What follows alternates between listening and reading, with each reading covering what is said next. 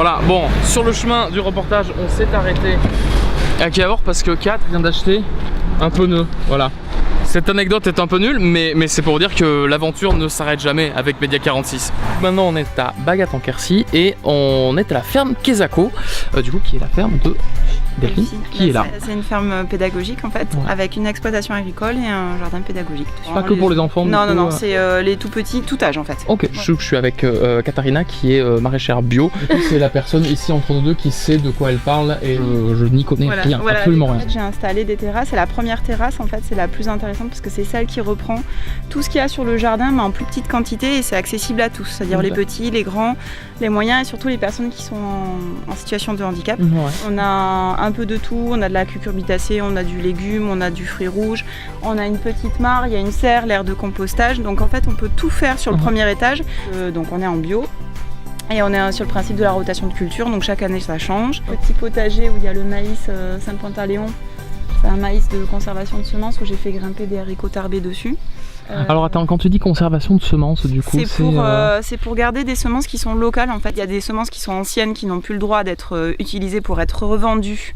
En fait, pour être reproduit. On a le droit de le faire en interne parce que c'est une mission de droit. Il y a quelqu'un qui a payé pour mettre des droits dessus. Donc c'est quand même un maïs qui est Saint-Pantaléon, c'est à côté. C'est vraiment hyper local et on est dans un maïs qui n'est pas génétiquement modifié. On n'a pas eu de conservation ou de modification de quelque sorte que ce soit, quoi. Moi j'ai repris l'exploitation de mes parents qui étaient en bio depuis 1981. Ah oui, donc c'est des pionniers du truc un petit peu. Des pionniers, ouais. Avant j'étais éducatrice en environnement et je le suis toujours en fait. Sauf que c'est devenu l'inverse. Aujourd'hui je suis agricultrice bio en premier et je suis éducatrice en environnement sur mes 30% restants quand je peux l'été, tout ça, et je fais des animations. Donc ça me permet d'associer en fait l'écologie, l'agriculture, donc ça fait le lien entre les deux. Et là ils vont venir voir un petit peu comment ça se passe, comment on fabrique de la pruneau quoi.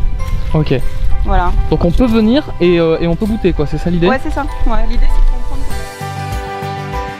Moi je pense qu'il va y en avoir de plus en plus, mais après, ils auront envie d'y aller, mais le problème c'est comment les normes vont rester accessibles à ceux qui ont envie de pouvoir en vivre, parce que c'est souvent très difficile, quoi.